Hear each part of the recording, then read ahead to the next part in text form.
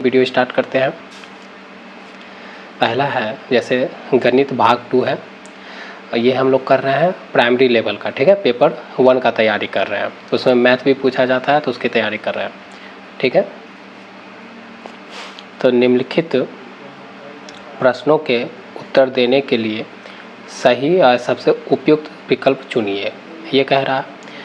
तो जैसे पहला 31 नंबर क्वेश्चन क्या है कि गुणनफल 101 और 203 में क्या जोड़ा जाए, बोल रहा है क्या जोड़ा जाए ताकि परिणाम 20614 प्राप्त हो। तो 101 गुना में 203, इसको गुना अगर कर ले हम लोग तो 101 प्लस 1 हम ऐसे भी इसको लिख सकते हैं गुना 203, ऐसे लिख सकते हैं ना। तो ये हो जाएगा 203 00 अब प्लस 203, इसको अगर हम जोड़ें तो 30502 टोटल इतना आएगा इस संख्या को गुना करने पर। अब उसमें कितना जोड़ा जाए कि हमारा जो है इतना प्राप्त हो जाए, तो इसमें कितना जोड़ना चाहिए। तो अगर आपको नहीं पता चल रहा है तो ये जो संख्या जिसमें जोड़ना है उसमें आप अपना जो प्राप्त किए संख्या गुना करने के बाद उसको घटा देने से हमारा वो संख्या निकल कर आ जाएगा। तो 4 में 3 गया 1, फिर 1 और यहाँ पर भी 1, ये ख़त्म ये ख़त्म। तो हमको लगता है कि 111 आप अगर जोड़ दोगे इस संख्या में, अगर 111 जोड़ेंगे तो 41602 हमारा, देखिए ये जो संख्या रिक्वायर्ड संख्या वो हमारा मिल जा रहा है। तो समझे कि आप जो संख्या इसमें बोला जा रहा है कि गुना कर देने, गुना कर दिए और हमको पता नहीं चल रहा है कि कितना जोड़े कितना घटाए। तो जो संख्या हमको प्राप्त करना है, जैसे कि हमको ये संख्या प्राप्त करना, तो इसमें हम घटा दिए और हमारा जितना निकला वही हमारा आंसर हो गया। तो इसका नंबर ऑप्शन 4 राइट हो गया, ठीक है। आगे बढ़ते हैं। अब हमारा अगला क्वेश्चन है, इतना में 7 के स्थानीय मान तथा इतना में 4 के स्थानीय मान में क्या अंतर है। तो देखिए 5 7 3 4 1, इसमें हमारा यहाँ जो स्थानीय मान 7 का, अगर इतना में 7 का स्थानीय मान देखें, 7 का स्थानीय मान तो वो कितना है, उसके पीछे 3 डिजिट है तो 3 0, ये हो गया 7 का स्थानीय मान, ठीक है। इस नंबर में और हम 7 5 4 3 1 में अगर 4 का स्थानीय मान देखें तो 4 0 0 होगा, ठीक है। तो हमारा ये और ये आ गया स्थानीय मान के। स्थानीय मान में क्या अंतर है, आपको अंतर पूछ रहा है, मतलब इंग्लिश में बोले तो डिफरेंस पूछ रहा है। तो इसमें से हम अगर 400 घटा दें तो कितना निकलेगा, 0 0 6 6 इतना निकलेगा। तो हमारा ऑप्शन राइट क्या हो जाएगा, 3 हो जाएगा, ठीक है। आगे बढ़ते हैं। तो इसी तरह का मैथ में जो कुछ 10 नंबर का, मतलब 10 क्वेश्चन हमारा सॉल्यूशन बेस्ड पूछा जाता है, तो उसका लेवल ऐसा ही रहता है, आसान लेवल रहता है। तो आपको घबराना नहीं है, बस देखते जाइए और आप सीटेट पास कर जाओगे, ठीक है। आप देखिए गुणनफल है, मतलब गुना करना है, इतना और इतना में से क्या घटाया जाए ताकि परिणाम इतना प्राप्त हो, ठीक है। अब घटाने की बात हो रहा है। अभी हम लोग ने पिछले क्वेश्चन में उतना गुना करके उसमें कुछ जोड़ा था, ठीक है। अब बोल रहा है घटा कर हमको ये प्राप्त करना है। तो कुछ नहीं है, हमको जो संख्या दिया हुआ है उसको पहले क्या करेंगे, गुना करेंगे। गुना करने के लिए बहुत सिंपल सा तरीका है कि एक को हम तोड़ लेते हैं और एक को उस दोनों में गुना कर देते हैं। तो इससे हमारा गुणनफल मतलब गुना करने का तरीका थोड़ा इजी हो जाएगा। ये प्लस हो गया, मैं इसको थोड़ा अच्छा से लिख देता हूँ, इसको मैं मिटा देता हूँ ऐसे, ठीक है। और ये प्लस का साइन अच्छा से बना देता हूँ। अब 806 में 5 गुना करेंगे तो 30 और ये 40 इतना आएगा। अब इसको जोड़ देना है तो 0 3, ये 2 डिजिट, ये 2 डिजिट, फिर 6, फिर इस 0 के लिए ये 6 आ गया, फिर ये 4 आ जाएगा और ये 8 आ जाएगा। ठीक है, सही है। गुना करने के बाद इतना ही आएगा। अब हमको बोल रहा है कि इतना प्राप्त करना है, हमको कितना प्राप्त करना है, इतना। तो क्या इस संख्या में घटाए कि हमको उतना आ जाएगा। तो जो हमारा प्राप्त हुआ है वो बड़ा संख्या है और वो जो हमको प्राप्त करना है वो छोटा संख्या है। तो उसको हम क्या करेंगे, घटा लेते हैं, तो हमको आंसर मिल जाएगा। तो यहाँ 10 में 8, यहाँ पर 2, यहाँ पर 7 और ये 0 और ये 0, मतलब हमको 728 अगर इस संख्या में घटा दिए, जो हमारा संख्या आया है, ये हमारा संख्या आया था, उसमें अगर हम 728 घटाए तो हमारा रिक्वायर्ड संख्या जो ये है, ये वाला संख्या, वो हमको प्राप्त हो जाएगा। तो हमारा ऑप्शन कितना हो जाएगा, ऑप्शन 2 राइट हो जाएगा। ठीक है, आगे बढ़ते हैं। इतना में कितने इतने हैं, इतना में कितने इतने हैं। तो इसका थोड़ा सा क्या है, ये क्वेश्चन बहुत इजी होते हैं लेकिन इसको हम लोग को थोड़ा सा समझना होता है, लैंग्वेज प्रॉब्लम का ये सवाल है। तो इतना में कितने इतने हैं, तो इतना में पूछ रहा है कितने इतने हैं, तो ये हो गया इसका सॉल्यूशन। बस इतना सा बात है कि इतना में कितने इतने हैं। तो ये कितना पूछ रहा है ना, तो इसके साथ संख्या लगेगा। ठीक है, x मान लेते कि वो संख्या है। आप देखिए x का मान निकल जाएगा तो हमको पता चल जाएगा कि 3/4 में 1/12 कितना है। तो 3 और ये 12 इधर गुना में है तो भाग में, तो उधर आ जाएगा गुना में। इसको हम इस तरफ भेज दिए बराबर के उस साइड में। तो x बराबर क्या हो गया, ये 4 से 12 कटेगा 3 बार में, तो 3 गुना में 3 मतलब क्या हो जाएगा 9। तो 3/4 में 1/4 कितना है, तो 9 है। ठीक है, तो आपका ऑप्शन राइट हो जाएगा 3। आगे बढ़ते हैं। भिन्न आपको दिया हुआ है ये और ये में सबसे छोटी, सबसे बड़ी और सबसे छोटी भिन्न खोजना है। तो सबसे बड़ी और सबसे छोटी भिन्न खोजना है। तो सबसे अच्छा तरीका इसका बनाने का 2 तरीका है। एक डेसिमल में कर लीजिए, इसको डेसिमल में बदल लीजिए, या दूसरा तरीका क्या है कि हम 2-2 का पेयर बना के 2-2 को मतलब कंपेयर कर लेंगे। इस तरह से देखिए कैसे, जैसे हम 3/4 लेते हैं और 4 थोड़ा क्लियर लिखे, और 4/5 लेते हैं, तो इसको इधर गुना करते हैं, तो 3 गुना 5 और 4 गुना 4, इसको इधर गुना करते हैं, तो ये हो गया 15 और ये हो गया 16। तो किस साइड बड़ा आया है, बड़ा हमारा ये साइड आया है। तो हमारा बड़ा संख्या अभी के लिए ये है। इस दोनों में कंपेयर किए, इस दोनों में, तो हमारा बड़ा संख्या निकल के आया ये वाला। ठीक, तो हम 4 और 4/5 को अभी बड़ा मानेंगे, पहले बड़ा खोज रहे हैं। अब 4/5 में कॉमा 1/2 को कंपेयर करते हैं, अब इस दोनों में बड़ा करते हैं। तो इसको इससे करें तो 4 गुना 2 और ये 5 गुना 1, इसको इधर क्रॉस मल्टीप्लाई कर दिए, तो ये 8 और ये हो गया 5। अब देखिए किस साइड का बड़ा आया है हमारा, तो हमारा अब इस साइड का बड़ा आया। तो अभी भी हमारा 4/5 ही बड़ा चल रहा है, तो हमारा 4/5 अभी भी बड़ा है। अब इसका कंपेयर 5/6 से करते हैं।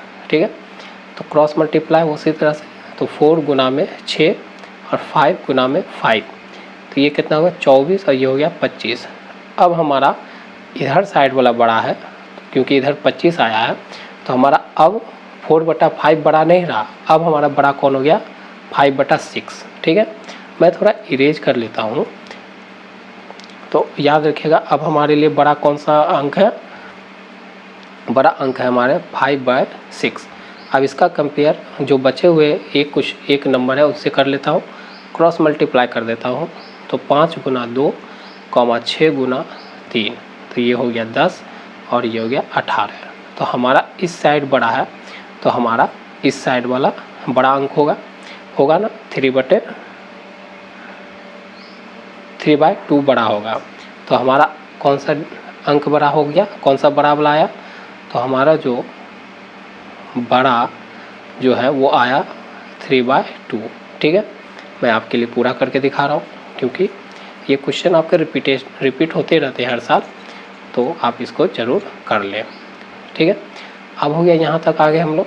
अब हमको खोजना है सबसे छोटा, तो सबसे छोटा के लिए वही विधि अपनाएंगे। तो चलते हैं छोटा खोजते हैं। अब हमारा फिर से स्टार्ट करते हैं। एक बार सीख जाइएगा तो समय कम लगेगा। जैसे 3/4 लेते हैं और 4/5 लेते हैं, क्रॉस मल्टीप्लाई कर देते हैं तो 3 गुना में 5 और 4 गुना में 4, तो ये हो गया 15 और ये हो गया 16। तो अभी हम छोटा खोजने निकले हैं, तो छोटा किस तरफ आया, ये वाला। तो हमारा अभी छोटा 3/4 है। ठीक है, हम 3/4 को रख लेते हैं छोटा मान के। अब उसका जो है आगे बढ़ते हैं 1/2 से कंपेयर करके देखते हैं। तो ये क्रॉस मल्टीप्लाई करेंगे तो 3 गुना 2 और 4 गुना 1, तो ये 6 और ये 4। तो हमारा कौन सा छोटा आया, इस तरफ आया, मतलब 1/2 हमारा छोटा है। अब देखिए 1/2 छोटा है और 5/6 को उससे कंपेयर करें तो 6 गुना 1 और 5 गुना 2, तो 6 और ये 10। अब हमारा छोटा अभी भी कौन है, इस साइड में है, तो हमारा छोटा अभी 1/2 चल रहा है। अब 1/2 को थोड़ा इरेज कर लेते हैं हम लोग। छोटा समझ में आ रहा है कि 1/2 है, ठीक ना। तो हमारा 1/2 का 3/2 से तुलना कर लेते हैं, तो 1 गुना 2 और 3 गुना 2, तो 2 और ये 6। तो हमारा छोटा कौन हो गया, 2 वाला, तो 1/2 हमारा छोटा है। तो छोटी संख्या कौन हो गया, इस सब में से 1/2 हो गया। ठीक है, तो देखिए ये थोड़ा लॉन्ग इसलिए हो गया ये क्वेश्चन, क्योंकि मैंने आपको समझाने के लिए एक इसका डेसिमल फॉर्मेट होता है, जो डेसिमल कर सकते हैं, उसमें थोड़ा हमको लेंदी लगता है, हमको ये इजी लग रहा है। तो आप भी अगर ये प्रयास करोगे तो आपको इजी लगेगा। और ऐसे क्वेश्चन आपके रिपीट होते हैं। तो बड़ा और छोटा हमने खोज लिया, तो कौन सा ऑप्शन मिल रहा है, ऑप्शन 3 आपका राइट आंसर हो जाएगा। आगे बढ़ते हैं। यदि 5 अंकों वाली सबसे बड़ी संख्या को सबसे छोटी अभाज्य संख्या में जोड़ा जाए तो हमें निम्न प्राप्त होंगे। सबसे 5 अंकों की सबसे बड़ी संख्या, 5 अंकों की बड़ी संख्या क्या होगा हमारा, 99999, यही होगा। ठीक है, अब बोल रहा है सबसे छोटी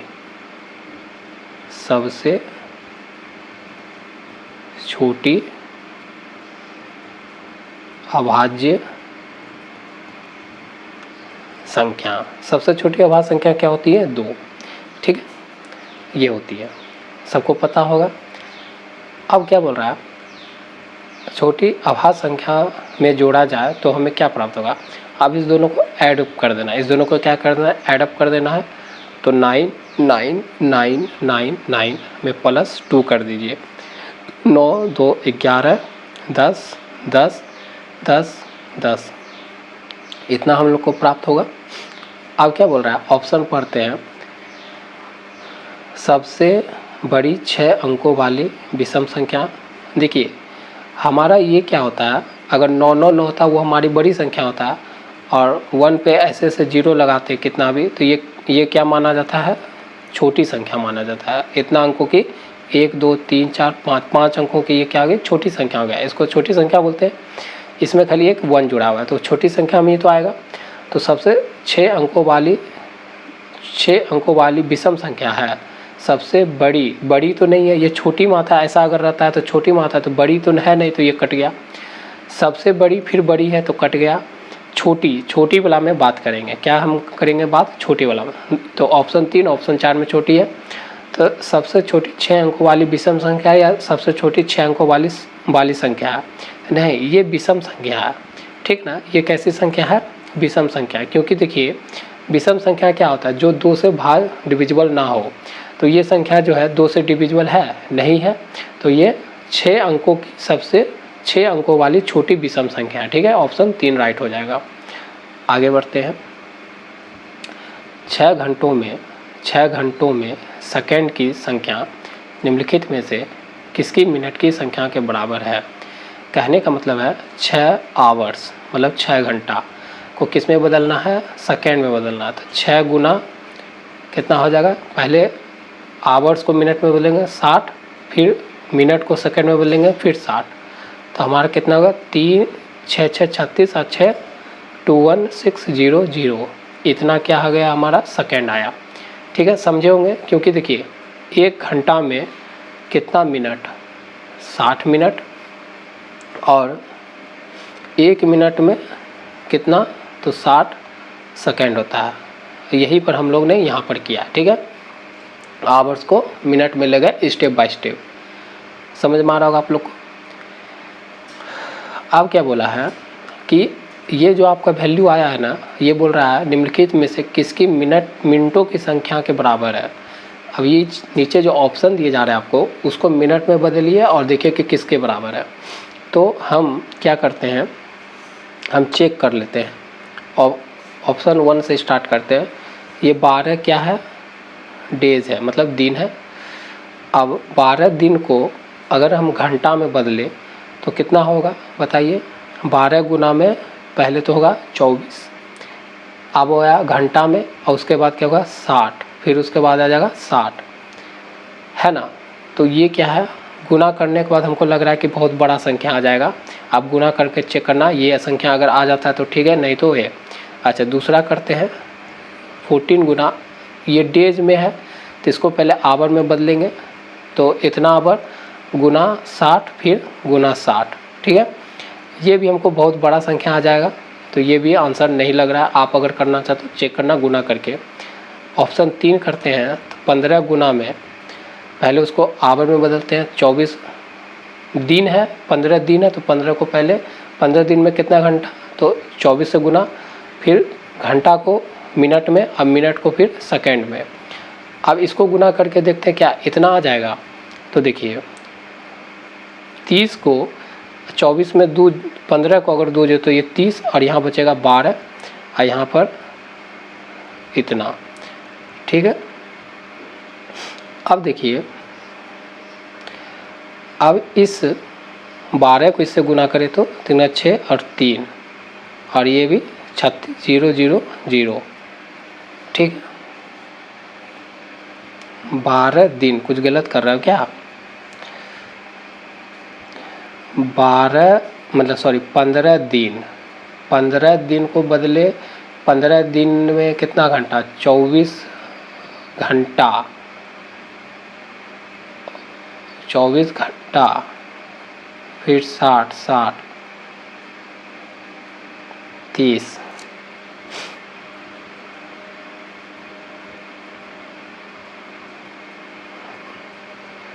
कुछ तो गलत नहीं हो रहा है ना।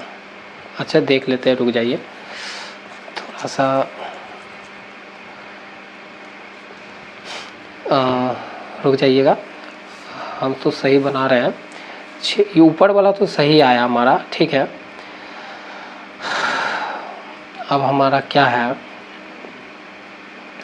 15 दिन को अगर घंटा में बदले तो 24 घंटा।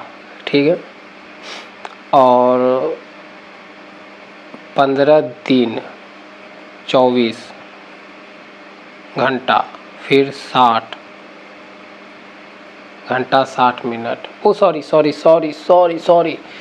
सॉरी दोस्त, देखियो हम मिनट में बदल दे रहे हैं बार बार। यहाँ पर क्वेश्चन देखिए, इसको मिनट में पूछा है कि कितना मिनट के बराबर है, तो मिनट के बराबर पूछा है ना, तो इसलिए गलती हो रहा है। तो मिनट के बराबर पूछा है तो हम सिर्फ मिनट में रहेंगे ना, मतलब घंटा से मिनट में, तो 1:60 कट जाएगा, 1:60 क्या होगा, कट जाएगा। क्वेश्चन थोड़ा, तो आप देखिए 30 गुना में 12 गुना 60, इससे 24 से 2 ले लिए तो 30 बना दिए। अब देखिए ये कितना हो जाएगा, 3 6 3 0 गुना में 6 0, ये कितना होगा 0 6 6 36, हाथ में 3 18 19 20 21। ठीक है, और 1 0 और हो जाएगा क्योंकि यहाँ 2 0 है, तो 1 0 और, तो कितना, ये देखिए ये हो गया। ये मिनट में पूछा था तो इतना मिनट हुआ।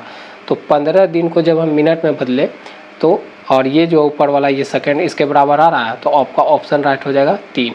थोड़ा सा इस क्वेश्चन में लॉन्ग घिस गया क्योंकि मैं भी थोड़ा सा कंफ्यूज हो गया। मैं क्वेश्चन ये सेकंड में बना रहा था, लेकिन आपका क्वेश्चन मिनट में मिलाने के लिए मैच करने बोल रहा था। ठीक है, तो आपका ऑप्शन राइट हो गया 3। आगे बढ़ते हैं।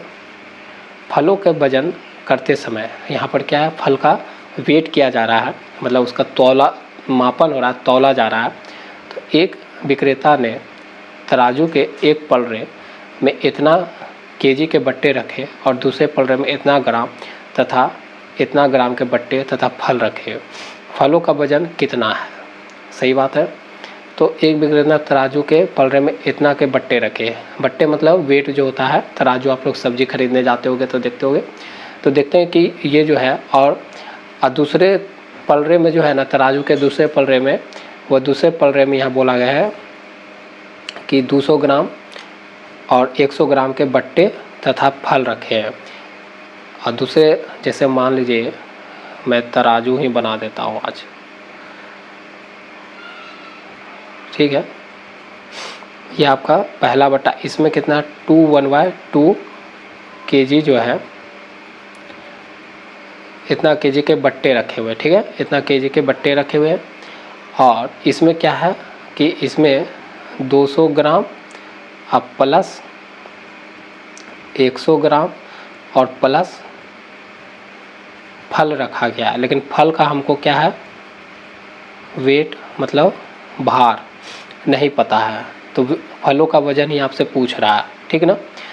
तो इसी को सॉल्व करने के लिए क्या है हमारे पास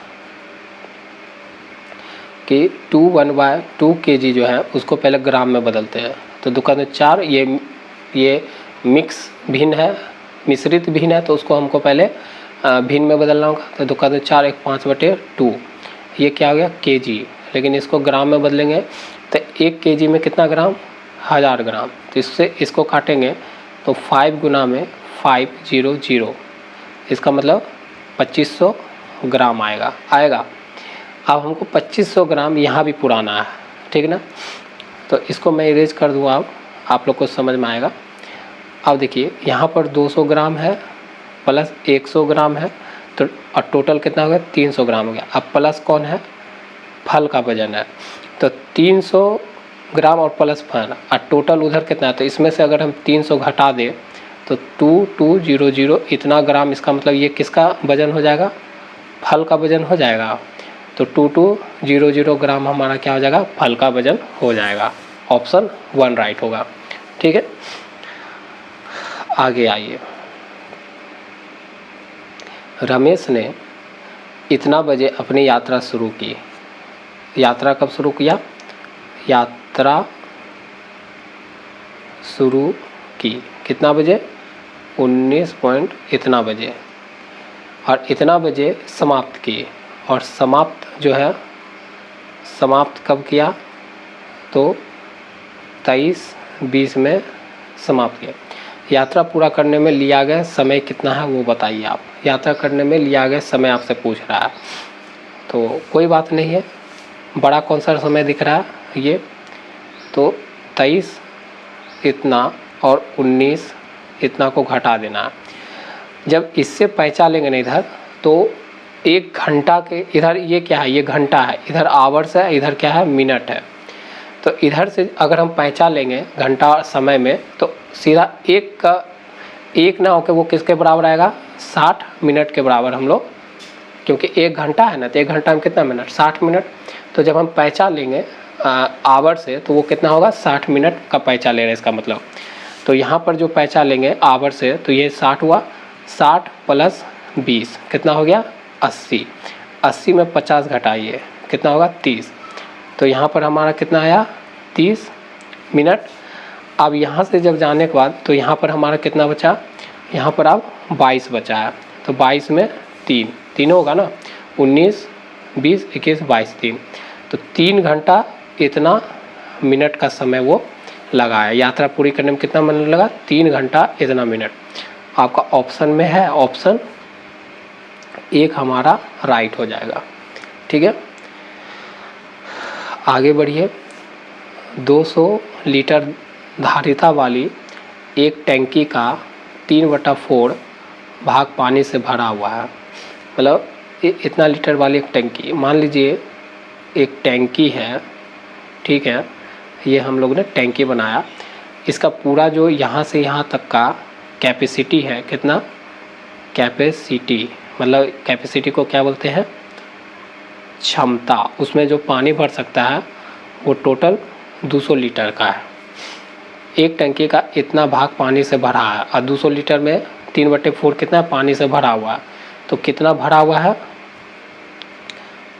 तो पानी से भरा हुआ भाग कितना है 200 लीटर का, 3/4 निकालेंगे पता चल जाएगा कितना भरा हुआ है, क्योंकि टोटल जो टैंकी का है क्षमता है वो 200 लीटर है। तो इसमें काटेंगे 50 बार में कटेगा, हाँ कट जाएगा। तो हमको 50 गुना 3 करेंगे, 50 गुना 3 तो 150 लीटर। इसका मतलब 150 लीटर क्या है, हमारा 150 लीटर पानी से भरा है। कितना, 150 लीटर हमारा पानी से भरा हुआ है। ठीक है, समझ में आया होगा। अब इसको थोड़ा इरेज कर देते हैं।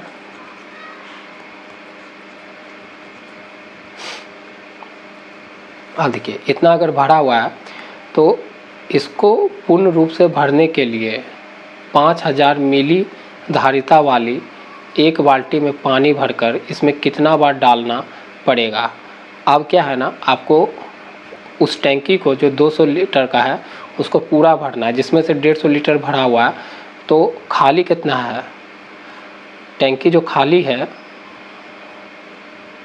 खाली टंकी कितना है, अभी 50 लीटर खाली है। अब उसको इतना लीटर धारिता वाली एक बाल्टी से भरना है। बाल्टी का कैपेसिटी कितना है, बाल्टी का कैपेसिटी है आपका 500 मिलीलीटर। ठीक है ना। तो बाल्टी का जो कैपेसिटी है वो 500 मिलीलीटर का, उससे आपको खाली जो टंकी है 50 लीटर भरना है। तो कितना बार आपको भरना होगा, कितना बार आप पानी उठाएंगे उसमें डालेंगे, उठाएंगे डालेंगे, उठाएंगे डालेंगे, कितना बार ऐसा करना होगा बोलिए। तो कोई बात नहीं है, देखिए एक इसको हम बदल लेते हैं कि 1 लीटर में कितना मिलीलीटर, तो 1000 मिलीलीटर होता है। ये सबको याद ही होगा या पता नहीं है तो लिखते जाइए। 1 लीटर में कितना मिलीलीटर होता है, 1000 मिलीलीटर। तो इतना लीटर को हम अगर मिलीलीटर में बदल दें तो 50 गुना कितना हो जाएगा, 1000, तो हो जाएगा ये 50,000 मिलीलीटर। अब बाल्टी से, अब बाल्टी का कैपेसिटी है 5000 मिलीलीटर, तो 5000 से इसको अगर भाग हमको भरना है तो 5000 से अगर डिवाइड देंगे तो 3 जीरो खत्म। अब 5 से ये कदम 10 बार में, मतलब कितना बार आपको, कितना बार जाना होगा, 500 ml लीटर से 50 लीटर कितने बार में बढ़ेगा, तो 10 बार में भर जाएगा। कितने बार में, 10 बार में। तो ऑप्शन 1 राइट हो जाएगा। आगे आइए, अक्षर VXMNT में से किसमें क्रमशः न्यूनतम और अधिकतम सममित रेखाएं हैं। अब देखिए सममित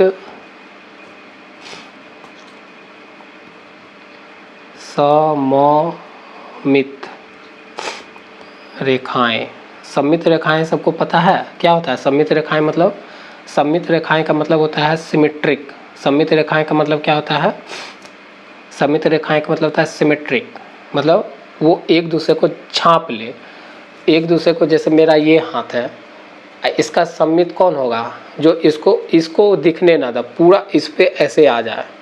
अब ये वाला हाथ दिख रहा है, ये छुप गया है, तो इसी को बोलते हैं सममित हथेली, ऐसे बोलेंगे। तो यहाँ सममित रेखाएं हैं। तो सममित रेखाएं देखिए, जैसे ये मान लीजिए लाइन है, अब इसको हम ऐसे कर दें, ये पहले दिख रहा था, अब ये ऐसे रख दे इसके आगे, अब नहीं दिख रहा, तो ये हो गया सममित रेखाएं। ऐसे कहते हैं, मतलब एक दूसरे के बराबर, एक दूसरे के इक्वल सभी चीज़ में, जो एक दूसरे पे आने पे दूसरा ना दिखे, उसे बोलते हैं सममित रेखाएं। तो देखिए भी जो है ऐसे बनता है, तो न्यूनतम और अधिकतम सममित रेखाएं किस में बनेगा, तो भी में अगर हम भी को ऐसे 20 से अगर करें तो इसको उलट के इधर रखेंगे तो एक बार कर सकते हैं। तो इसमें सममित रेखा है, और भी को अगर हम ऐसे मोड़ेंगे, ऊपर से ऐसे मोड़ेंगे तो पूरा क्या ढकेगा, ऐसे बन जाएगा, ये ऐसे बन जाएगा, नहीं ढकेगा। तो यहाँ पर सममित रेखाएं कितना हो गया, 1 पॉसिबल है। चलिए आप देखिए x में सममित रेखाएं कितना पॉसिबल है ये देखते हैं। तो x में ऐसे रखेंगे, इधर से मोड़ेंगे तो ये लाइन इसको झाँप लेगा, ये लाइन झाँप लेगा, तो एक हो गया सममित रेखा। अब हम इसको ऐसे कर दें, इसको मोड़े तो ये ऐसे मोड़ देगा, है मुड़ेगा ना ऊपर की ओर। तो इसमें कितनी सममित रेखाएं हो गई, 2 हो गई, ठीक है। अब देखिए M में कितनी सममित रेखाएं हैं, देखिए तो M में ऐसे कर दे तो M को एक ही बार हो सकता है, एक ही बार पूरा कवर कर देगा। ये वाला भाग इधर से मोड़े तो एक कवर करेगा, तो इसमें एक सममित रेखाएं हैं। अच्छा N में देखिए तो N को ऐसे अगर 20 से मोड़ दे तो क्या ये वाला भाग इसको झाँपेगा, नहीं झाँपेगा। ये इसमें कितना है, 0 सममित रेखाएं हैं। अच्छा T में देखते हैं, T को अगर ऐसे 20 से अगर मोड़ दे तो ये पूरा झाँप लेगा, तो यहाँ पर कितने सममित रेखाएं, 1 सममित रेखाएं हैं, ठीक है। तो बोला था यहाँ आंसर क्वेश्चन में कि किसमें न्यूनतम और अधिकतम सममित रेखाएं है। न्यूनतम तो ये वाला है एकदम 0, तो न्यूनतम सममित रेखा किस में बनेगा, N में बनेगा, और अधिकतम किस में बनेगा, X में बनेगा, क्योंकि 2 बन रहा है। तो N और X हमारा आंसर हो जाएगा। N X देखिए किस में है, ऑप्शन 1 में है, ठीक है। आगे आइए, 3 और 2/3 समकोणों में डिग्रियों की संख्या है। देखिए ऐसे बोल रहा है 3 और 2/3, एकदम ये क्वेश्चन जो है ना, जो इस तरह का 1-2 क्वेश्चन आपको मिलेगा, हमेशा रिपीटेड होता है।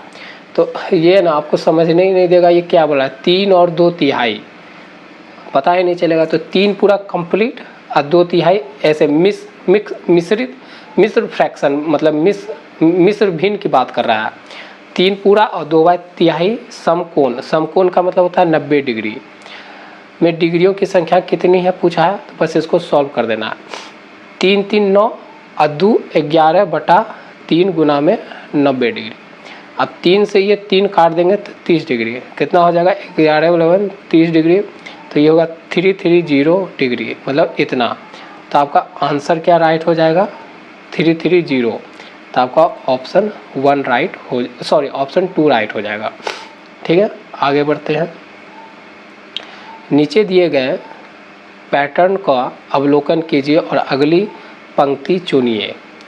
पैटर्न आपको पकड़ना है और अगली पंक्ति को कंप्लीट करने बोल रहा है।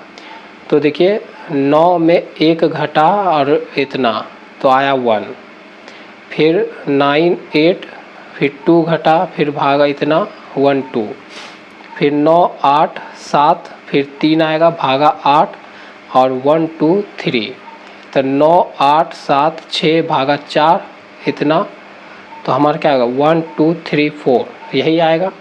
आप देखिए इसको देख लीजिए किस ऑप्शन में है, 5 तो है नहीं, तो 2 ऑप्शन हुआ। और देखिए यहाँ तक सब में सेम है। अब देखिए ये 5 तो आएगा नहीं, तो ये वाला ऑप्शन ख़त्म, इसमें 5 आएगा नहीं, ये ऑप्शन ख़त्म। अब देखिए 9876 -4 भागा इतना, हाँ तो ये तो ऑप्शन ख़त्म हो गया, ये ऑप्शन पूरा ख़त्म, ये ऑप्शन पूरा ख़त्म, तो हमारा ऑप्शन 2 बच रहा है। तो ऑप्शन आपका 2 राइट हो जाएगा। आगे आते हैं, निम्न तालिका का अध्ययन कीजिए और सही कथन चुनिए। विद्यार्थियों का पसंदीदा खेल और विद्यार्थियों की संख्या, ठीक है। जैसे क्रिकेट 90 लोग खेल रहे हैं, वॉलीबॉल 75, फुटबॉल 55 लोग और बैडमिंटन 60 लोग। अब ये क्वेश्चन नीचे पढ़ना, एक विद्यार्थी केवल एक खेल पसंद करता है, ठीक है। तो ऑप्शन 1 के अनुसार पहले पूरा सेंटेंस को पोस्टमार्टम करके देखते हैं क्या है।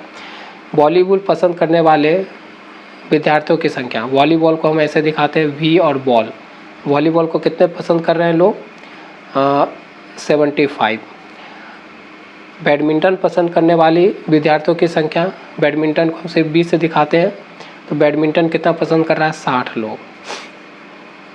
विद्यार्थियों, तो बैडमिंटन पसंद करने वाले विद्यार्थियों की संख्या से क्या कम है, मतलब बोल रहा है कि वॉलीबॉल जो खेलते हैं स्टूडेंट, जितने छात्र खेल रहे हैं और जितने बैडमिंटन खेल रहे हैं, तो क्या वॉलीबॉल खेलने वाले विद्यार्थियों की संख्या कम है? नहीं है, ये ज़्यादा है और ये कम है। तो हमारा ऑप्शन 1 ख़त्म, गलत बोल रहा है, उनका व्याख्या गलत है। अब आते हैं 2 पर। क्रिकेट पसंद करने वाले विद्यार्थियों की संख्या, क्रिकेट को C से इंडिकेट कर रहे हैं और क्रिकेट 90 लोग खेल रहे हैं। पसंद करने वाले विद्यार्थियों की संख्या, आप फुटबॉल पसंद करने वाले विद्यार्थियों की संख्या, फुटबॉल कितने बच्चे पसंद कर रहे हैं? तो फुटबॉल देखिए यहाँ 55 पसंद कर रहे हैं। तो क्रिकेट और फुटबॉल पसंद करने वाले विद्यार्थियों की संख्या से इतना क्या अधिक है? 25 अधिक है। जो क्रिकेट 90 लोग खेल रहे हैं और फुटबॉल, और ये कितना, फिर तो घटा लेते हैं, 10 में 5 और ये 8 में 5 गया 3, 35, तो 25 तो नहीं है। ये जो है क्रिकेट जो है 90 लोग खेल रहा है, फुटबॉल 55 लोग खेल रहा है, तो कितना ज़्यादा खेल रहा है? क्रिकेट कितना पसंद कर रहा है? 35, और यहाँ बोला है 25, तो ये भी ऑप्शन आपका राइट गलत हो गया, ऑप्शन 2। थोड़ा सा विरेज कर लेते हैं, ठीक है, जगह कम है फ्रेंड्स। आप देखिए हमारा, देखते हैं ऑप्शन 3, फुटबॉल पसंद करने, फुटबॉल कितना पसंद कर रहा था अभी? 55 लोग करने वाले विद्यार्थियों की संख्या। अब वॉलीबॉल को हम V से और B से दिखाते हैं, और वॉलीबॉल पसंद करने वाले विद्यार्थियों की संख्या से 15 कम है। वॉलीबॉल कितने हैं? 75, घटाइए तो 0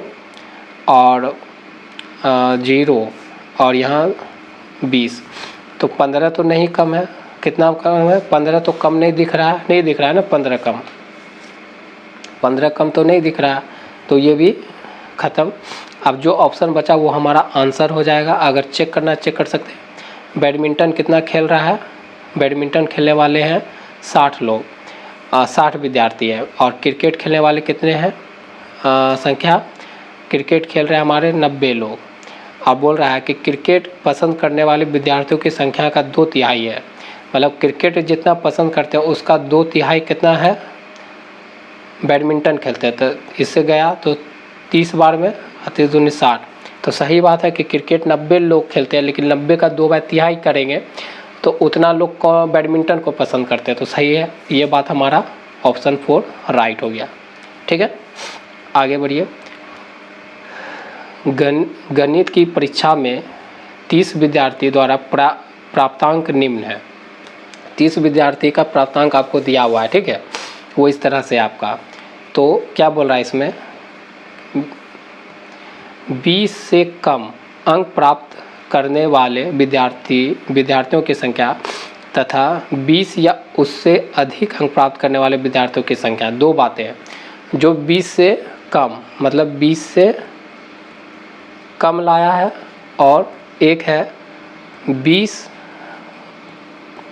एक बोल रहा है कि 20 या 20 से अधिक, यही बोल रहा है। अब इस दोनों में बोल रहा है प्राप्त करने वाले विद्यार्थियों की संख्या में अंतर क्या पूछा है, ध्यान दीजिएगा, अंतर पूछा है, तो गिनना पड़ेगा। तो इसमें देखिए 20 से कम कितना है? 18, 17, 19, यहाँ काटते जाते, ठीक है, 18, 17, 19, और फिर यहाँ से 17,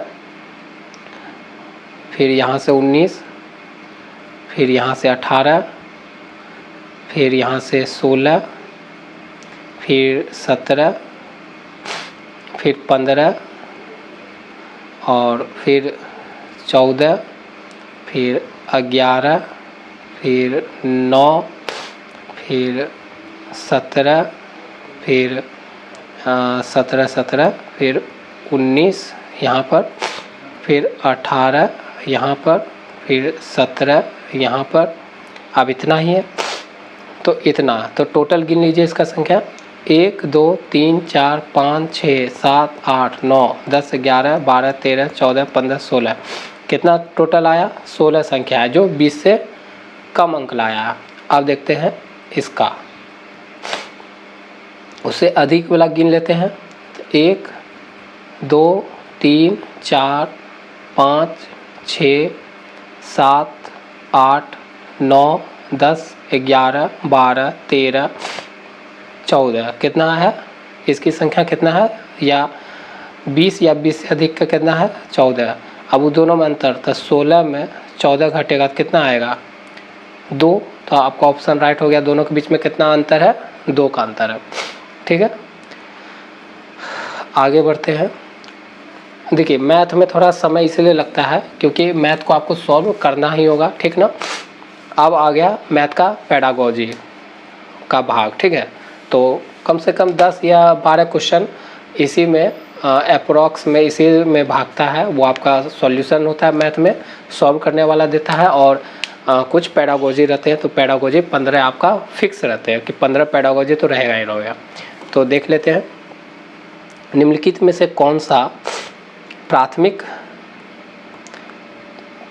गणित पाठचर्या का भाग नहीं है। प्राथमिक गणित पाठचर्या का भाग नहीं है। तो जैसे प्राथमिक पाठचर्या का मतलब क्या है, प्राथमिक मतलब 1 से लेकर 5 वर्ग के बच्चों के लिए प्राथमिक स्तर पर अगर आप गणित पढ़ा रहे हैं तो उसमें उसके बुक में कंटेंट में बुक अगर खोलते हो तो उसमें कौन सा नहीं पढ़ाया जाता है। तो आंकड़ों का प्रबंधन सही है, ये पढ़ाया जाता है, ये बात सही है। हमको जोर देना है नहीं पे, जो आपका क्वेश्चन पूछ रहा है वो नहीं पे पूछा है। तो ये तो है अनुमान लगाना, ये भी पढ़ाते हैं, प्रतिमान ये भी पढ़ाते हैं, प्रायिकता नहीं पढ़ाते हैं। प्रायिकता हम लोग नहीं पढ़ाते। प्रायिकता क्या होता है इंग्लिश में, प्रोबेबिलिटी चैप्टर होता है। प्रायिकता कैसा चैप्टर होता है, प्रोबेबिलिटी चैप्टर को कहते हैं हिंदी में।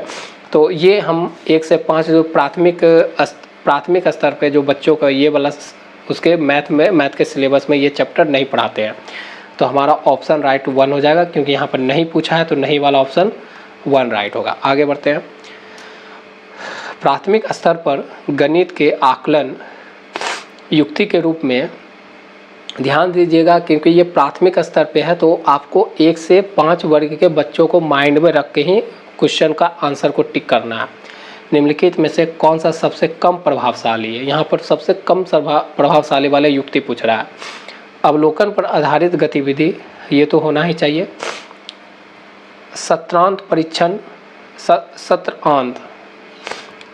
सत्रांत का मतलब क्या होगा, इसका संधि विच्छेद सत्र पर अंत, मतलब सत्र के अंत में क्या हुआ इसका मतलब, सत्र के अंत में। तो युक्ति जो आकलन करना है, मतलब ऑब्जर्वेशन करना है प्राथमिक स्तर पर बच्चों को, तो इसमें सबसे कम कौन सा प्रभावशाली है। तो अवलोकन पर आधारित गतिविधि, ये तो अच्छा है, प्रभावशाली है ये। सत्रांत परीक्षण मतलब सत्र खत्म हो जाएगा, उसके बाद उसका क्या करिएगा, मतलब सत्र खत्म हो गया, सत्रांत मतलब सत्र खत्म होने के बाद उसका आप परीक्षण करोगे तो वो क्या ज़्यादा इफ़ेक्टिव है। NEP 2020 ये चीज़ पहले चलते आता था, लेकिन NEP 2020 इस चीज़ को खंडित करता है कि 1 साल बीत जाने के बाद बच्चे को सीधा अंतिम में जाके उसका अगर आप मूल्यांकन या उसका अवलोकन करोगे तो वो बच्चों में उसका फीडबैक अच्छा से नहीं मिलेगा। तो ये आपका गलत है, ठीक है। रचनात्मक आकलन कार्य, ये तो सही बात है। रूब्रिक्स का उपयोग, ये भी सही बात है। तो आपका ऑप्शन 2 जो है ये गलत है। आगे आइए। राष्ट्रीय पाठचर्या रूपरेखा 2005 के अनुसार निम्नलिखित में से कौन सा प्राथमिक कक्षाओं में मापन के शिक्षण का मुख्य उद्देश्य नहीं है। फिर ध्यान दीजिएगा, नहीं वाला हमारा जो ऑप्शन होगा वो राइट होगा, क्योंकि यहाँ नहीं पूछा गया है। तो मापन कक्षाओं में मापन, और किसमें, प्राथमिक कक्षाओं में, मतलब 1 से 5 वर्ग के बच्चों को प्राथमिक कक्षाओं में मापन के शिक्षण का प्रमुख उद्देश्य नहीं है। बच्चों में अनुमान लगाने का कौशल को बढ़ाना, ये तो उद्देश्य होता ही है। मापन की मानक इकाइयों से बच्चों को परिचित कराना, बच्चों को मापन की मानक और अमानक इकाइयों में अंतर करना सिखाना, और मापन को संबंधित सभी समस्याओं को हल करने में निपुणता हासिल करना। मापन की मानक इकाइयों से बच्चों को परिचित कराना, ये तो भी सही बात है। बच्चों को मापन की मानक और अमानक, सही बात है, मानक और अमानक इकाइयों में अंतर करना, ये भी सही बात है। फिर मापन से संबंधित सभी समस्याओं को हल करने में निपुणता हासिल करना, सभी समस्याओं में निपुणता हासिल करने के लिए जोर नहीं देना है, वो जितना सीख सके उसी पे जोर देना है, तो ये आपका गलत है बात, ठीक है। इसलिए हम मापन चैप्टर एकदम नहीं पढ़ाते हैं कि वो एकदम निपुण हो जाए, उसमें कुछ त्रुटियां रहेंगी तो वो आगे जाके भी पढ़ेगा, ठीक है। तो आपका ऑप्शन 4 राइट मतलब हो गया। आगे बढ़ते हैं। प्राथमिक कक्षा की गणित पाठ्य पुस्तक में अवधारणा, मतलब यहाँ से 1 से 5 वर्ग के बच्चों का बात हो रहा है कि उसके जो गणित की पाठ्य पुस्तक होता है उसकी अवधारणाएं क्या है कि जटिल से सरल की ओर बढ़ना चाहिए। जटिल से सरल कभी भी नहीं जाता है। अमूर्त से मूर्त, अमूर्त क्या होता है, जो चीज़ हम मेरे सामने मौजूद नहीं है। अमूर्त का मतलब होता है जो चीज़ हमारे सामने अभी प्रेजेंट में मौजूद ना हो, जो कल्पनाओं में हो। तो इससे बच्चा 1 से 5 के बच्चा को ये ऐसा तो कल्पना करके नहीं सिखा सकते हैं, क्योंकि छोटा बच्चा जो है वो वस्तुओं को सामने देख कर सीखता है कि नहीं। तो मूर्त से अमूर्त की ओर बढ़ना चाहिए, हाँ ये बात सही है। मानक कलन विधि द्वारा प्रस्तुत की जानी चाहिए, नहीं ये बात नहीं है। तो ऑप्शन 3 आपका राइट हो जाएगा, क्योंकि छोटा बच्चा जो होता है 1 से 5 वर्ग के बच्चे, उसको कोई चीज़ आप दिखा के बोलोगे कि ये पेन है, तो अगर ये दिखा रहे उसके पास ये मौजूद है, वो देख रहा है सामने उसके, तो ये हुआ मूर्त वस्तु। और एक कल्पना में बोल रहे हैं कि पेन इमेजिन करो, तो एक छोटा बच्चा इमेजिन नहीं कर पाएगा कि पेन, तो उसको हम मूर्त से अमूर्त की ओर ले जाते हैं, ठीक है। उसकी जो पाठचर्या रहती है, बच्चे लोग का बुक खोलिएगा कभी मैथ का, आप लोग SCP स्कूल एक्सपीरियंस प्रोग्राम में जाते होंगे, तो छोटे बच्चे का बुक में क्या होता है, सरकारी स्कूल या प्राइवेट स्कूल में भी फोटो चित्र दिया रहता है ना, 1 का 2 का 3 का, तो वो मूर्त कि उसको दिखा कर उसको बताया जाता है कि ये 1 है ये 2 है, उससे बच्चा सीखता है, ठीक है। तो ये प्राथमिक कक्षा के गणित पुस्तक में अवधारणा क्या होता है, मूर्त से अमूर्त की ओर बढ़नी चाहिए। तो ऑप्शन 3 राइट है।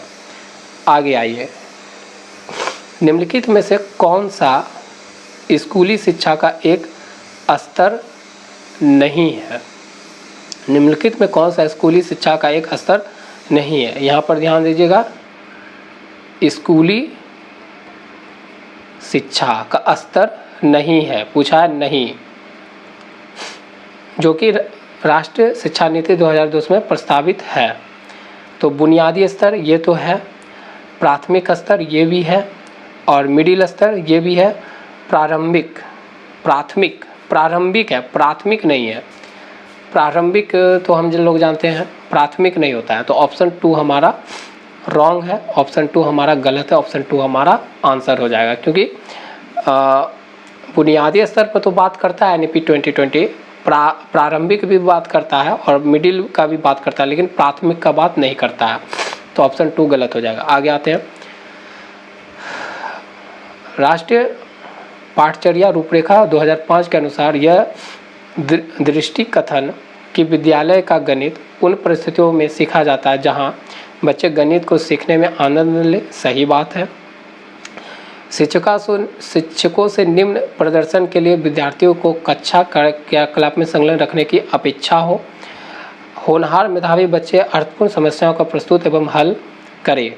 क्या लग रहा है, ये भी बात गलत है और ये भी बात गलत है। ऑप्शन आपका राइट ओनली 1 हो जाएगा, क्योंकि जो राष्ट्रीय पाठचर्या रूपरेखा 2005 के अनुसार अगर देखोगे तो गणित उन परिस्थितियों में सीखा जाता है जहाँ बच्चे क्या हो, गणित में अगर कोई भी चीज़ सीखेंगे कब, जब हमको उस चीज़ में इंटरेस्ट होगा, तो बच्चे गणित को सीखने में आनंद ले, ये बात सही है, ठीक है। आगे आते हैं, एक बच्चा प्रत्येक संख्या के आगे संख्या के नाम इस प्रकार से लिखता है, ठीक। एक बच्चा ना प्रत्येक संख्या के आगे संख्या का नाम इस प्रकार से लिखते हैं, जैसे 1 बोलते हैं 1 तो उसको लिखता है 1, उसको 2 बोलते हैं तो लिखता है ये 2 है, ठीक है, इसको लिखता है 2, तो इस प्रकार से लिखता है। तो ये क्या चीज़ दर्शाता है, 5 बोलते तो ऐसे लिखता है। तो निम्नलिखित में से कौन से दिए गए संदर्भ के लिए सही है, आपको सही खोजना है। बच्चा संख्याओं के प्रतीकात्मक सांख्यिक निरूपण को समझने में असमर्थ है, सही है, नहीं ये तो गलत हो गया। बच्चा होमोफेक्स का प्रयोग गलत तरीके से कर रहा है, ये बात सही है। सम स्वर शब्द को जो है ना वो सुन रहा है और उसको गलत तरीके से वो प्रयोग कर रहा है, तो ऑप्शन 2 राइट हो जाएगा। बच्चे ने तार्किक त्रुटि की है, नहीं, ये गलत है। बच्चे संख्याओं की अवधारणाओं को एक संख्यात्मक मान और एक अंक के रूप में नहीं समझता है, ये भी बात सही है, मतलब सॉरी ये गलत है। तो सही यहाँ पर बोला है, तो सही हमारा होगा कि बच्चा जो होमोफोन्स को प्रयोग गलत तरीके से कर रहा है, ठीक है ना। आगे बढ़ते हैं। निम्नलिखित में से कौन सा गणित की प्रकृति मतलब नेचर ऑफ मैथ के संदर्भ में सबसे कम उपयुक्त है? सबसे कम उपयुक्त है, मतलब कम सही है। गणितीय अवधारणाओं की प्रकृति पद अनुक्रमिक होती है, ये तो सही बात है, होती है, ठीक है ना। पद के अनुक्रमक हम लोग उसको सीखते हैं। गणित को प्रतिरूपों के अध्ययन की तरह भी समझा जा सकता है। गणित की प्रकृति समावेशी होती है क्योंकि इसमें सदैव सामाजिक व्यक्तिनिष्ठा व्यक्तिपरकता सम्मिलित होती है, ये आपका बात गलत है। तार्किक विवेचन गणित में एक महत्वपूर्ण भूमिका निभाता है, हाँ तार्किक मतलब आपको लॉजिकल थिंकिंग बढ़ाता है मैथ, ठीक है। गणित की प्रतिरूप अध्ययन की तरह भी समझा जा सकता है, ये भी सही है। तो हमारा सबसे कम उपयुक्त क्या है गणित के नेचर के बारे में, कि गणित की प्रकृति समावेशी होती है क्योंकि इसमें सदैव सामाजिक व्यक्तिनिष्ठा का मतलब क्या हुआ कि व्यक्तिनिष्ठा का मतलब हुआ कि आप हमेशा एक व्यक्ति के विचारों को महत्व देते हैं, ऐसा ही कुछ होगा। और वो भी सामाजिक जुड़ा होता है, ऐसा कुछ जरूरी नहीं है। तो ऑप्शन 3 राइट हो जाएगा। आगे बढ़ते हैं। प्राथमिक कक्षा में भिन्नों को परिचय देते हुए, मतलब भिन्न, ठीक है, भिन्न क्या होता है, PYQ के फॉर्म में ऊपर नीचे देते हुए एक प्रभावी शिक्षण योजना वह होगी जो कि आरंभ हो डैश से। मतलब आपको क्लास में छोटे बच्चा 1 से 5 क्लास के बच्चों को अगर भिन्न के बारे में उसके गणित में पढ़ाना है तो कैसे शुरुआत करिएगा? ये भिन्न की परिभाषा दीजिएगा, नहीं, बच्चों को परिभाषा नहीं देना है। पूर्णांकों को पुनः स्मरण करवाइएगा, ये थोड़ा सा रख लेते हैं अभी। यहाँ पर पूछा जो कि आरंभ हो, शुरू करना है। श्यामपट्ट पर विभिन्न भिन्नों का संख्यात्मक रूप से निरूपण करेंगे, विभिन्न भिन्नों का चित्रों द्वारा निरूपण करेंगे। देखिए हमारा जो NEP 2020 है वो बोलता है कि बच्चे को रचनात्मक बनाना है, मतलब उसको क्रिएटिविटी बनाना है, मतलब वो करके सीखने पर ज़्यादा जोर देना है। क्या देना है? करके सीखने पर। तो यहाँ पर सबसे अच्छा आंसर है करके सीखने वाला, ये वाला ऑप्शन है सब सही, लेकिन यहाँ पर क्या करके सीखने पर ज़्यादा बल देना है। तो विभिन्न भिन्नों का चित्रों द्वारा नियंत्रण करने पर, चित्र के द्वारा उनको दिखाएंगे क्रिएटिविटी करके। तो आपका ऑप्शन 4 राइट हो जाएगा, ठीक है, क्योंकि इससे बच्चा क्या होगा, क्रिएटिव होगा, उसका माइंड क्या क्रिएटिविटी पे काम आएगा। कक्षा 4 की गणित शिक्षिका सुश्री एस्टा ने अपने विद्यार्थियों को गुणों के आधार पर दी गई ज्यामितीय आकृतियों को विभिन्न समूहों में बांटने का क्रियाकलाप दिया। वे अपने विद्यार्थियों को वेन हेले के सिद्धांत के अनुसार जो ज्यामितीय चिंतन के डैश स्तर का आंकलन कर रही है। क्या बोल रही है कि कक्षा 4 के गणित शिक्षिका, मतलब कक्षा 4 में जो टीचर हैं सुश्री एस्टा नाम है उनका, अपने विद्यार्थियों को गुणों के आधार पर, उनके गुणों के आधार पर दी गई ज्यामितीय आकृतियों को विभिन्न समूहों में बांटने का क्रियाकलाप दिया। मतलब ज्यामितीय जो आकृति होते हैं जैसे ट्रायंगल, रेक्टेंगल, जैसे आयत, त्रिभुज, ठीक है, समकोण, ऐसे बहुत सारे त्रिभुज ज्यामितीय आकृतियाँ दिए और उनके गुण के आधार पर समूह में बांटने की क्रियाकलाप दिया। वह अपने विद्यार्थियों को वेन हेले के सिद्धांत के अनुसार ज्यामितीय चिंतन के डैश स्तर का आकलन कर रही है। किस स्तर का आकलन कर रही है ये बताने बोल रहा है। तो वो निगमन कर रही है, दृश्यकरण कर रही है, अमूर्तीकरण कर रही है, विश्लेषण कर रही है। तो हमको लग रहा है वहाँ पर वो क्या कर रही है, उसको विश्लेषण सिखा रही है। उसको क्या सिखा रही है? विश्लेषण सिखा रही है, यही बात हो सकता है ना। विश्लेषण सिखा रही है मतलब एनालिसिस करने सिखा रही है, इंग्लिश में बोले तो एनालिसिस करना सिखा रही है। तो ये आपका ऑप्शन राइट हो जाएगा 55 का, ठीक है, ऑप्शन 55 का ऑप्शन 2 राइट हो जाएगा। आगे बढ़ते हैं। निम्नलिखित में से कौन सा कथन गणित की हिंदू अरबी प्रणाली के बारे में सही है? निम्नलिखित में से कौन सा कथन गणित की हिंदू अरबी प्रणाली के बारे में सही है? हिंदू अरबी प्रणाली के बारे में सही है। ये स्थानीय मान का अवधारणा पर आधारित होती है, ये भी बात सही है। सभी संख्याएं 0 से 9 अंकों के परिमित समूह के प्रयोग कर निरूपित की जा सकती है, ये भी सही है। यह एक चित्र लिपि पर आधारित व्यवस्था है, नहीं। किसी भी संख्या में अंकों का क्रम स्वयं में स्वतंत्र है, चाहे अंक दाएं से बाएं या बाएं से दाएं लिखे जाए, नहीं ऐसा नहीं है। तो ऑप्शन क्या राइट हो गया, ए बी। तो ए बी हमारा ऑप्शन 4 राइट हो जाएगा। 56 का आंसर ये होगा। आगे राष्ट्रीय पाठचर्या रूपरेखा, फिर से देखिए जितना भी 2005 है 2020 है, ये सब जितने भी राष्ट्रीय पाठचर्या के बारे में रूपरेखा NEP 2020 ये सब जरूर पढ़ लीजिए। इससे क्वेश्चन मैथ में बनते ही बनते हैं पेडागॉजी में। तो प्राथमिक स्तर का बात हो रहा है, शिक्षार्थियों में मतलब स्टूडेंट में गणित के अधिगम मतलब क्या होता है, सीखना, लर्निंग संदर्भ में निम्नलिखित में से कौन सा या कौन से कथन सत्य हैं।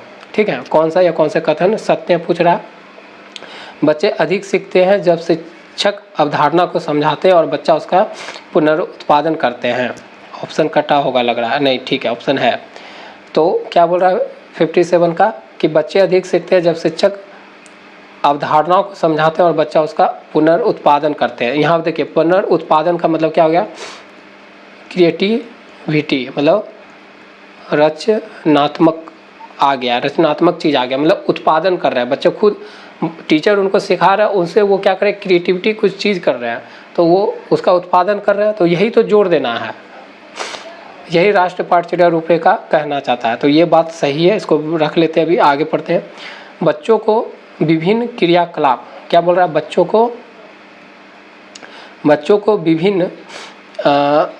को विभिन्न क्रियाकलापों, प्रश्नोत्तरों और परिचर्याओं में भाग लेने के लिए अवसर प्रदान करना, ये भी बात हमको सही लग रहा है। ये बात तो सही है, भाग तो लेना ही है सब चीज़ में, बच्चों को भाग लेने के लिए प्रोत्साहित करना है कि हर चीज़ में भाग लीजिए। और शिक्षण हेतु अवधारणाओं को विद्यार्थियों के पूर्व विद्यमान विचारों से जोड़ना, ये भी बात है। बच्चे जो पहले जो भी उनके माइंड में जो भी नॉलेज है उस नॉलेज को अभी के नॉलेज में जोड़ के पढ़ाने से बच्चा ज़्यादा सीखता है, ये भी बात करता है। तो हमारा क्या लग रहा है, BC A तो किसी में नहीं है तीनों, तो हमारा ए को फिर से पढ़ना पड़ेगा। बच्चे अधिक सीखते हैं तो हमारा ऑप्शन राइट हो जाएगा, ऑप्शन 1, ठीक, ऑप्शन 1 राइट हो जाएगा। ठीक है फ्रेंड्स, ये गलत हो जाएगा। बच्चे अधिक सीखते हैं जब शिक्षक अवधारणाओं को समझाते हैं और बच्चा उसका पुनरुत्पादन करता है, नहीं ये गलत है। ठीक है, तो ऑप्शन आपका राइट हो जाएगा BC। ठीक।